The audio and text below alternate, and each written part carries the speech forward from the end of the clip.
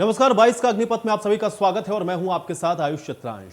सियासी दंगल अक्सर अपराधियों को दबंग बना देता है, दागी बाहुबली बन जाते हैं। चुनाव मंचों से मुद्दे भले ही अपराध के उठाए जाएं, लेकिन टिकट बंटवारे के वक्त हर पार्टी अपनी खादी में छिपे दाग को बचाने में लग जाती है। अब यूपी की सियासत में उम्मीदवारों की लिस्ट जारी हुई है। एक बार फिर से आपराधिक चेहरों को टिकट देने पर संग्राम छिड़ गया है। अब ये दाग अच्छे हैं या बुरे, आपको इस रिपोर्ट में दिखाते हैं।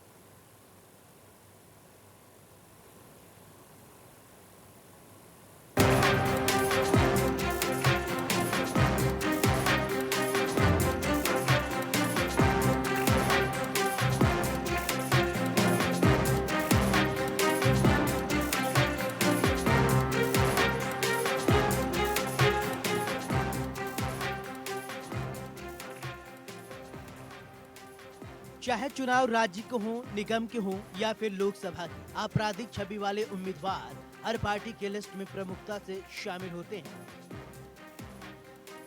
ये ट्रेंड लगातार हमारे देश में चलता जा रहा है। मौजूदा लोकसभा में 43% सांसद दागी छवि के हैं, मतलब हर 2 में से 1 लोकसभा सांसद के ऊपर कोई न कोई आपराधिक केस दर्ज है। इस ट्रेंड को देखते हुए सुप्रीम कोर्ट ने फरवरी 2020 में एक निर्देश जारी किया था। राजनीतिक दलों को अपने पृष्ठभूमि वाले नेताओं का रिकॉर्ड सार्वजनिक करना होगा, जिसके बाद इस बार चुनाव आयोग ने 5 राज्यों में होने वाले चुनावों में सुप्रीम कोर्ट के इस निर्देश को लागू किया है। चुनाव आयोग के अनुसार सभी आपराधिक छवि वाले प्रत्याशियों के अपने ऊपर मुकदमे की जानकारी 3 बार अखबार में प्रकाशित करनी होगी। राजनीतिक दलों को अपनी आधिकारिक वेबसाइट पर उम्मीदवारों के केस की जानकारी देनी अनिवार्य कर दिया गया है। चुनाव आयोग की मंशा राजनीति में आपराधिक और दागी नेताओं की संख्या को कम करना है, लेकिन कोई भी राजनीतिक दल इसे गंभीरता से नहीं लेता है। ऐसा लगता है कि कोई भी चुनाव आयोग की बात को मानता ही नहीं है और उत्तर प्रदेश में राजनीतिक दल बढ़ चढ़कर दागी नेताओं को पार्टी में शामिल कराते हैं और उन्हें टिकट से भी नवाजते हैं। राजनीतिक दल इस वक्त दुहाई दे रहे हैं कि उम्मीदवार दागी नहीं है, इन पर तो दाग लगाया गया है। बहरहाल चुनाव आयोग के निर्देश के बाद बीजेपी, सपा, रालोद गठबंधन और कांग्रेस ने मंगलवार को अपने अपने तक के घोषित प्रत्याशियों का आपराधिक ब्यौरा जारी कर दिया है।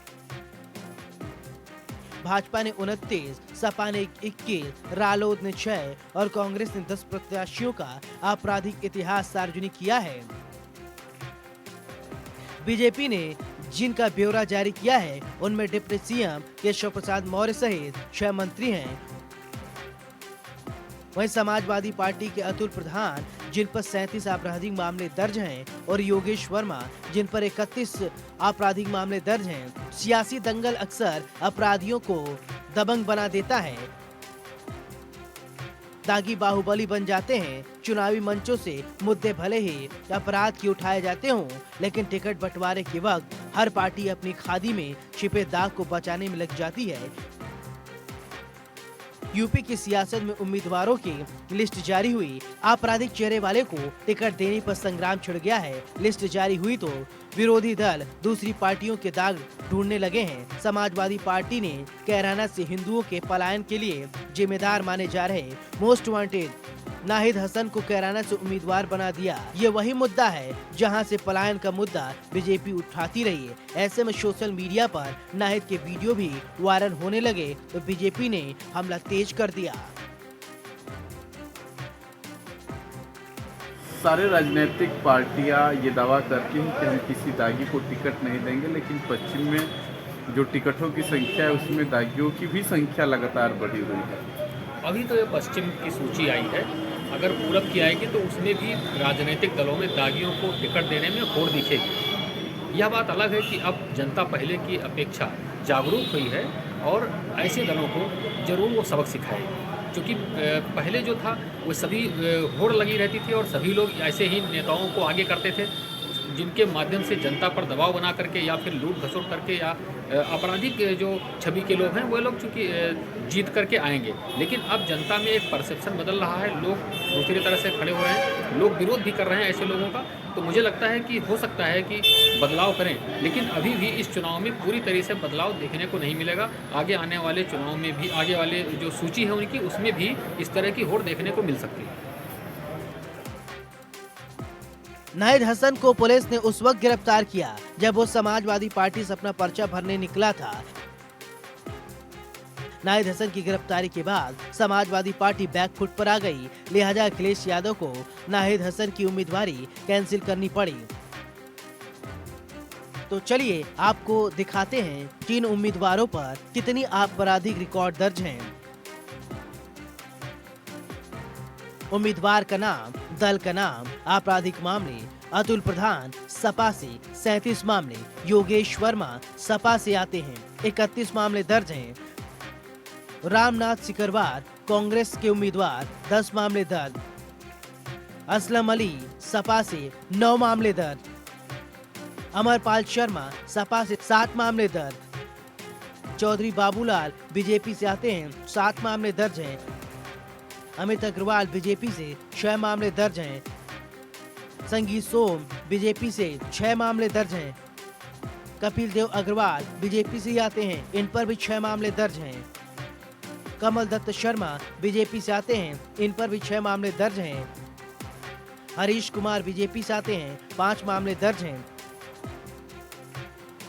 तो आपने देखा कि किस तरीके से ये चार्ट हमने आपको दिखाया जिन पर आपराधिक मामले दर्ज हैं। खैर अब देखना ये होगा कि आगे पार्टी क्या कुछ करती है, किस तरीके से दागी उम्मीदवारों की दाग धोती है। Bureau report, India news, Uttar Pradesh, Uttarakhand.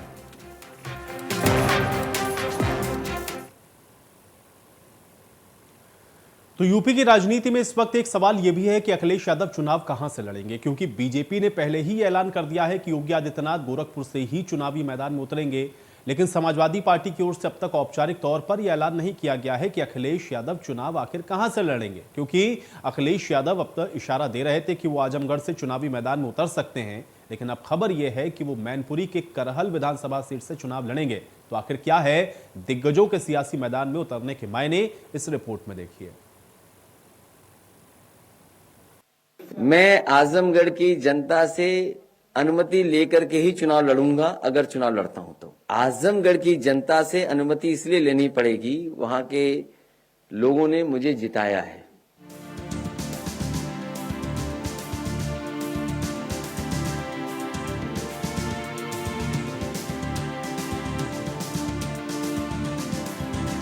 Akhilesh Yadav ने एक वाक्य में उत्तर प्रदेश की चुनावी दंगल में बड़ा दांव खेल दिया। इशारा कर दिया आजमगढ़ से विधानसभा चुनाव लड़ सकते हैं। इसे आसानी से समझो तो आजमगढ़ से सांसद और 2022 में समाजवादी पार्टी के मुख्यमंत्री उम्मीदवार पहली बार विधानसभा चुनाव लड़ेंगे।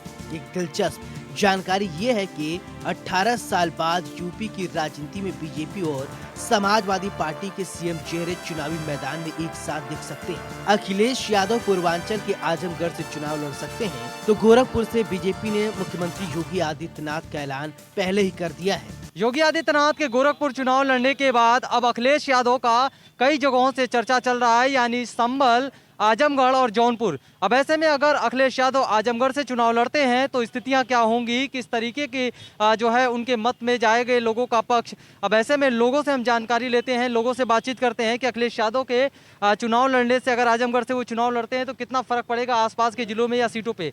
योगी आदित्यनाथ गोरखपुर से चुनाव लड़ रहे हैं, ऐसे में उनका प्रभाव कितना रहेगा। और खासकर अखिलेश यादव की बात करें तो अखिलेश यादव को 3-4 जगहों से चुनाव लड़ने की बात कही जा रही है, जिसमें से आजमगढ़, जौनपुर और संभल है। तो क्या फर्क नजर आने वाला है? देखिए, एक व्यक्ति कहाँ है और एक व्यक्ति कहाँ है। योगी आदित्यनाथ जी ने प्रदेश के हर जिले में इतना काम किया है कि आज के डेट में 40 से 45% वोट उनका व्यक्तिगत है, बाकी पार्टी का है। अखिलेश ने आजमगढ़ से चुनाव लड़ने का इशारा तो कर दिया है, लेकिन औपचारिक ऐलान अभी बाकी है। इसलिए आजमगढ़ के साथ साथ अखिलेश के कई सीटों से चुनाव लड़ने की संभावना जाहिर की जा रही है। अखिलेश यादव, फिर मैं बता रहा हूँ आपसे, अखिलेश यादव एकदम मिट चुके हैं चुनाव से। उनकी अपने घर की जब बहुरिया को नहीं रोक पा रहे हैं, ठीक, तो अब वो किसको रोक पाएंगे, खुद ही आप समझदार समझते हैं। वैसे भी योगी आदित्यनाथ और केशव प्रसाद मौर्य के चुनावी मैदान में ताल ठोकने के बाद उन पर दबाव बनने लगा था और बीजेपी के ही नेता अखिलेश यादव के चुनाव लड़ने पर सवाल उठा रहे थे कि क्या अखिलेश यादव चुनावी मैदान में उतरेंगे या फिर नहीं। को प्रमाण पत्र उत्तर प्रदेश की जनता ने दिया था, इससे 2022 के विधानसभा चुनाव में जाने की हिम्मत नहीं जुटा पा रहे हैं। अभी एक खबर जरूर मैं देख रहा हूं आप सबके माध्यम से, वो विधानसभा चुनाव लड़ेंगे, लेकिन वो कहते थे कि हमने विकास किया है। और अगर आपने विकास किया है तो सीट को चुनने में इतना देरी क्यों लगा रहे हो, और ऐसी सीट क्यों नहीं चुन रहे हो जहां आपने विकास किया है? क्यों ऐसे सुरक्षित इलाके की ओर भाग रहे हो जहां से आपको जीत करके नहीं आना है?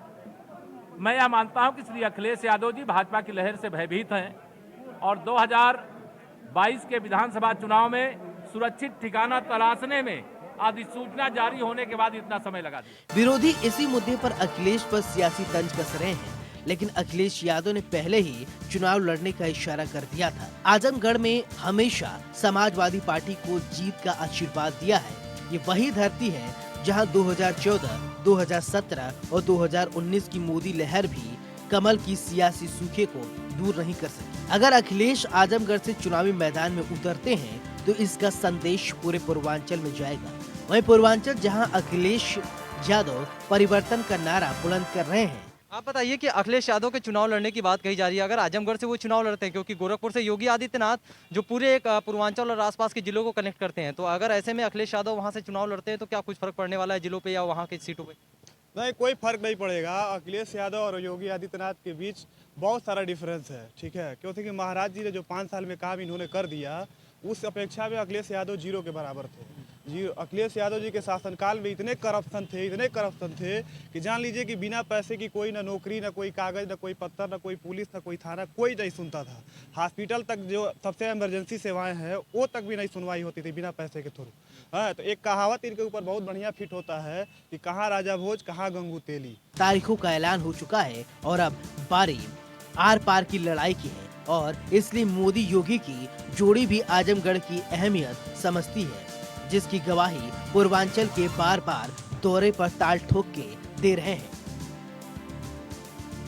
ये एक्सप्रेसवे यूपी के विकास का एक्सप्रेसवे है।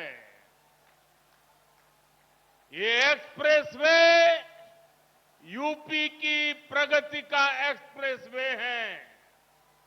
ये एक्सप्रेसवे नए यूपी के निर्माण का एक्सप्रेसवे है।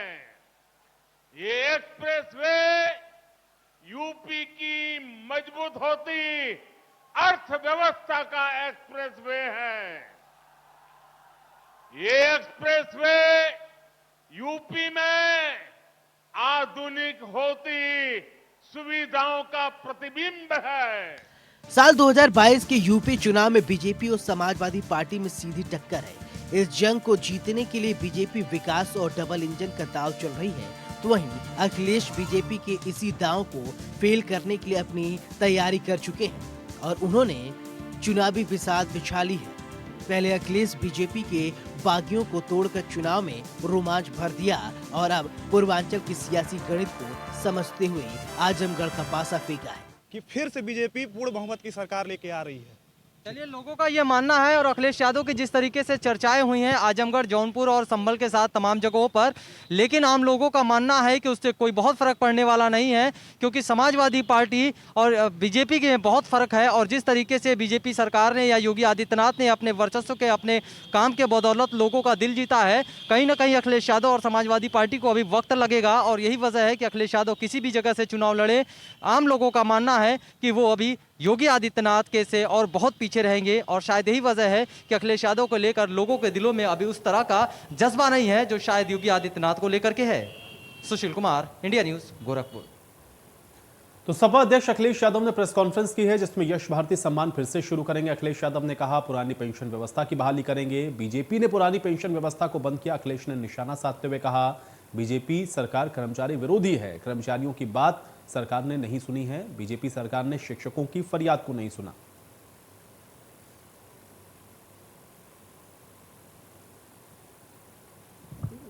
वो मैं रखना चाहूँ। समाजवादी पार्टी का जब घोषणा पत्र आएगा, यश भारती सम्मान फिर से शुरू किए जाएंगे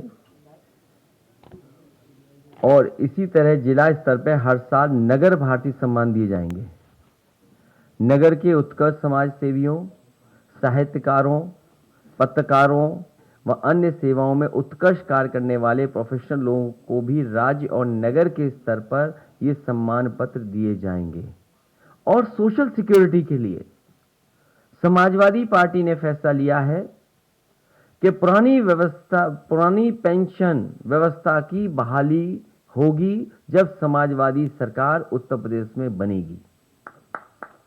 हमारी सरकार ने कर्मचारियों के लिए कैशलेस इलाज के लिए व्यवस्था की थी, जिसे सरकार ने लागू नहीं किया। वित्त विहीन शिक्षकों को हम सम्मानजनक मानदेय की सहायता अतिरिक्त रूप से प्रदान करेंगे। समस्त तृतीय और चतुर्थ श्रेणी के कर्मचारियों को जहां तक संभव हो सकेगा गृह जनपद उसके निकट के जनपदों में तैनाती कराने का फैसला लिया जाएगा। अधिवक्ता सीमा कुशवाहा ने बसपा को ज्वाइन कर लिया है। सतीश चंद्र मिश्रा ने सीमा कुशवाहा को बीएसपी ज्वाइन कराई। सीमा कुशवाहा, आपको बता दें कि निर्भया केस को उन्होंने लड़ा था। अधिवक्ता सीमा कुशवाहा ने बसपा को अब ज्वाइन किया है। बीजेपी और सपा एक साथ हैं। सतीश चंद्र मिश्रा ने इस दौरान ये बात कही। मोहन भागवत से मुलायम सिंह मिलते हैं। लोगों को मुख्य मुद्दों से भटकाने का प्रयास हो रहा है। बीएसपी ग्राउंड लेवल पर कार्य कर रही है। सतीश चंद्र मिश्रा के द्वारा ये बातें कही गई।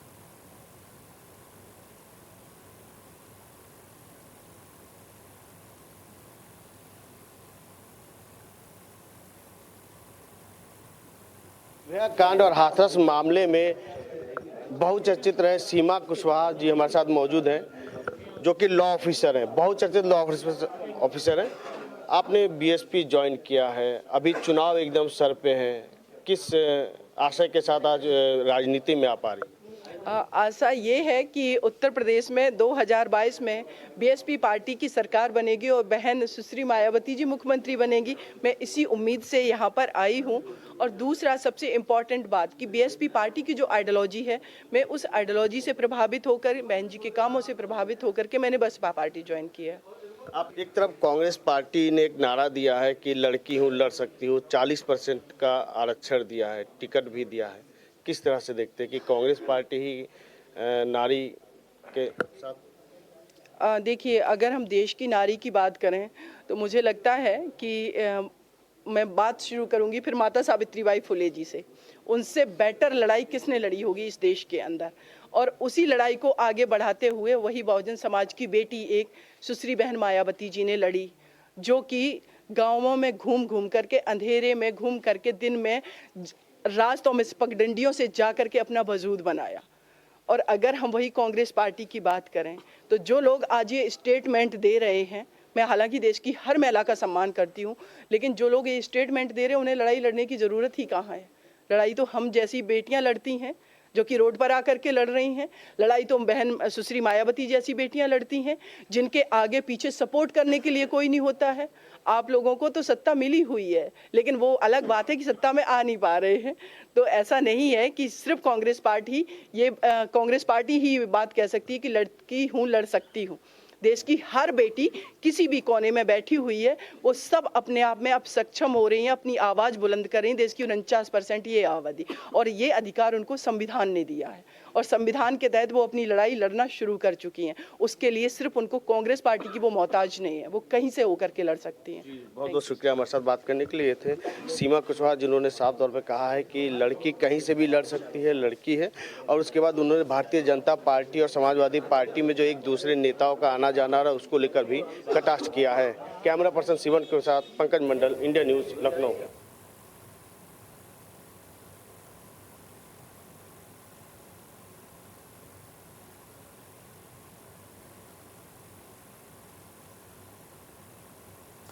वहीं कैबिनेट मंत्री ब्रजेश पाठक का भी बयान आया है, जिसमें उन्होंने कहा है कि सिर्फ बीजेपी को गरीबों और वंचितों की चिंता है। आवास और बिजली देने का काम भारतीय जनता पार्टी ने किया है। महिलाओं को धुएं से मुक्ति भारतीय जनता पार्टी ने दिलाई है।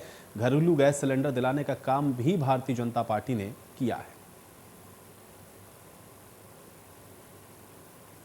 अखिलेश यादव के शासनकाल में गुंडाराज, माफिया राज अराजकता, बहु बेटी की इज्जत खतरे में थी। प्रधानमंत्री नरेंद्र मोदी जी ने शपथ लेने के दिन ही तय किया था कि आजाद भारत में अब कोई भी बगैर पक्के मकान के नहीं रहेगा। आज उत्तर प्रदेश में सभी को पक्का मकान देने का काम, हर जरूरतमंद को पक्का मकान देने का काम, हमारी बहनों को पक्का मकान देने का काम हमारी सरकार। तो बरेली दरगाह आला हजरत खानदान की बहू ने अपने पूर्व ससुर मौलाना तौकीर रजा खान के कांग्रेस के समर्थन पर सवाल उठाए। कहा, लड़की हूं, लड़ सकती हूं। मैं प्रियंका वाड्रा को बहन मानते हुए समर्थन कर रहे अपने ही घर की बहू का कभी न्याय के लिए सहयोग नहीं दिया। मौलाना की यह सब ढकोसलाबाजी है। उन्होंने कभी महिलाओं का सम्मान नहीं किया। 3 तलाक जिसकी वजह से उनको कोर्ट के धक्के खाने पड़े, शिकायत करने के बाद भी उनका साथ नहीं दिया। महिलाओं के खिलाफ हमेशा फतवे जारी करते रहे, उनके मान सम्मान को कुचलने के लिए। आज वो कांग्रेस का समर्थन कर रहे हैं, वो भी लड़की हूं, लड़ सकती हूं, महिलाओं के सम्मान की बात करते हुए। ये सब उनका कांग्रेस को जिताने के लिए षड्यंत्र है। क्या नाम है आपका? मेरा नाम निदा खान है और मैं बरेली की रहने वाली हूँ। और इससे पहले मेरा दरगाह आला हजरत से बहू का रिश्ता रहा है और अब मेरे उनके साथ विवाद चल रहा है कोर्ट में। देखिए, मेरा जो शादी हुई थी ये तौकीर मियाँ के बड़े भाई है, अंजुम मियाँ उनके बेटे से हुई थी। और शादी के कुछ समय बाद ही मैं अपने घर आ गई थी और उसके बाद उन्होंने मुझे 3 तलाक दे दिया कोर्ट में। उसके बाद तब से ये विवाद चल रहा है। और मैंने अभी रिसेंटली तौकीर मियाँ के कुछ इंटरव्यूज़ देखे और देखने में आए, पढ़ने में आए कि वो कह रहे हैं कि जो प्रियंका गांधी हैं वो एक लड़की हैं और लड़ सकती है, उनका नारा है, हम उनके बड़े भाई बन के उनका साथ देंगे। तो कभी उन्होंने अपने घर में नहीं देखा कि उनकी बहू जो कोर्ट के चक्कर काट रही है, जगह जगह जाके इंसाफ मांग रही है, कभी अपने घर की बहू के साथ इंसाफ नहीं कर पाए तो वो बाकी लोगों के साथ कहाँ इंसाफ कर पाएंगे। वो सिर्फ एक तरीके से मुद्दा बना रहे हैं, लोग को बेवकूफ़ बना रहे हैं फिर से कि ऐसा है वैसा है। ऐसा कुछ नहीं है, वो सिर्फ और सिर्फ वोट काटने के लिए खड़े हुए हैं। तो चलिए, इसी के साथ 22 का अग्निपथ में मेरे साथ फिलहाल इतना है।